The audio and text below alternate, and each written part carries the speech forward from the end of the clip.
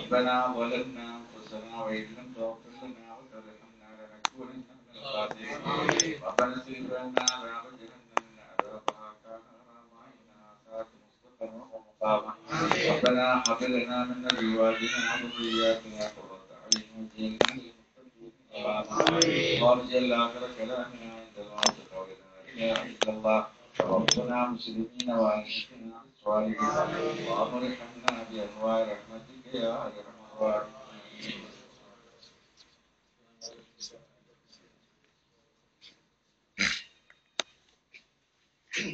സ്വാഗതത്തിന് വേണ്ടി ഇസ്ലാമിക general secretary മുഹദ്ദിസിന്റെ ഗംഭീരമായ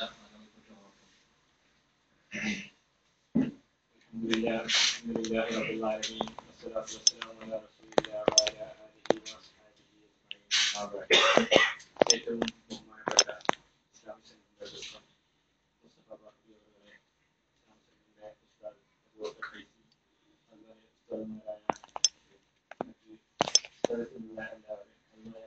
ഈ പരിപാടിയിലെ ഉദ്ഘാടകനായ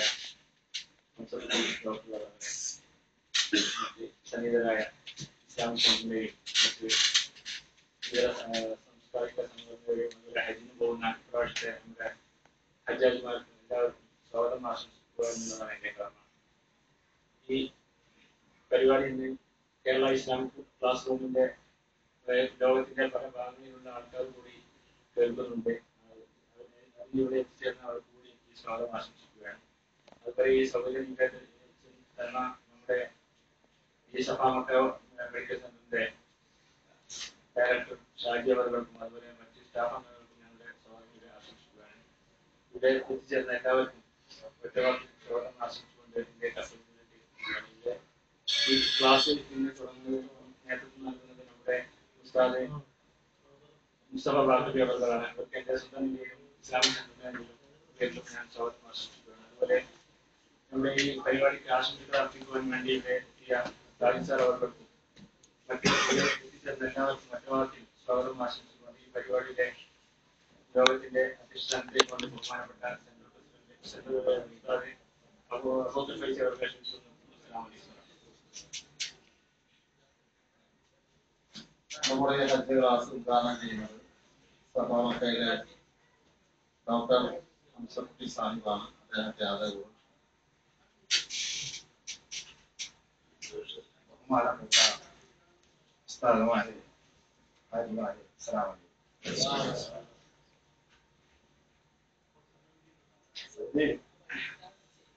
അൽഹംദുലില്ലാഹ് ഞാൻ മൂന്നാമത്തെ വർഷമാണ് ഇസ്ലാമിക് സെന്ററിന്റെ ഹജ്ജ് ക്ലാസ് ഉദ്ഘാടനം ചെയ്യുന്നത്.